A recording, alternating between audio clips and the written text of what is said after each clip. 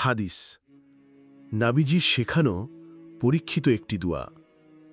আবু হুরায়রা রাদিয়াল্লাহু বর্ণনা করেন, আমি একবার রাসূলুল্লাহ সাল্লাল্লাহু আলাইহি ওয়াসাল্লামের সাথে হাঁটছিলাম।